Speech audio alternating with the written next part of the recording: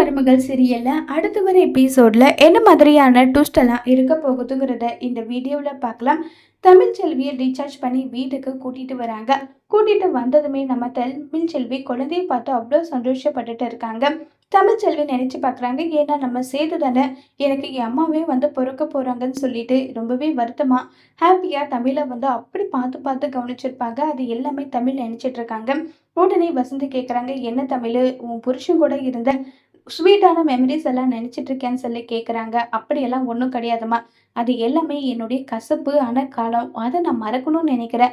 இனி எனக்கு எல்லாமே இந்த குடும்பம், இந்த குழந்தை, அவ்வளோதாம்மா. வேற எதுவுமே எனக்கு உலகம் கிடையாது. நான் இவ்வளோ நல்லபடியாக வளர்ப்பேன், யாரோட உதவி இல்லாமல் நல்லபடியாக வளர்ப்பேன். அம்மா, எனக்கு ஒரே ஒரு ரிக்வெஸ்ட், அதை மட்டும் நம்ம செய்யலாமான்னு சொல்லி கேட்குறாங்க.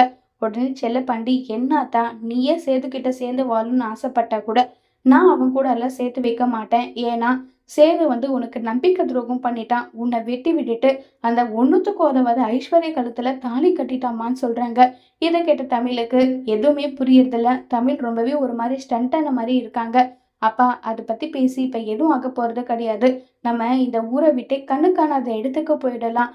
கண்டிப்பா எனக்கு ஹாஸ்பிட்டல்ல வேலை கிடைக்கும். அங்கேயும் ரூம் எடுத்து நம்ம தங்கிக்கலாம்ப்பா. என்னால இங்க இருக்க முடியாது. எங்க பார்த்தாலும் எனக்கு நடந்த பல நினைவு மட்டும்தான் ஞாபகத்துக்கு வருது. அதை நான் ஒட்டு மொத்தமா மறந்து எனக்கான புது வாழ்க்கையை நான் வாழணும்னு ஆசைப்படுறேன். அதனால இந்த ஊரை விட்டே நம்ம போயிடலாம்னு சொல்லி செல்லப்பாண்டி கிட்ட கேக்குறாங்க தமிழ். அதான் தமிழ், இப்பதான் குழந்தை பிறந்திருக்கு, அதுக்குள்ளே ஊரை விட்டு போக முடியாது. எனக்கு இன்னும் ஒரே ஒரு மாசம் டைம் கொடு, அதுக்குள்ள நம்ம போயிடலாம்னு சொல்லி செல்லப்பாண்டி சொல்றாங்க. இதை யோசிச்சு பார்த்த பாட்டிக்கா ஒரு மாதிரி ஃபீல் ஆகுது.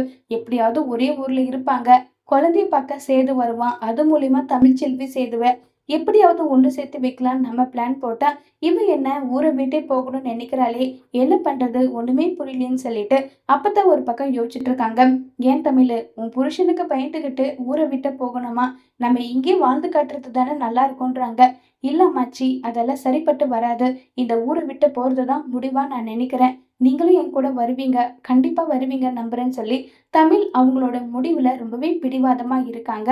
தமிழ் ஊரை விட்டு போறதுக்குள்ள சேது தடுத்து நிறுத்தி தமிழை சமாதானப்படுத்துவாங்களா இல்லையாங்கிறத வரப்போற எபிசோட்ல வெயிட் பண்ணி பார்க்கலாம். தேங்க்யூ.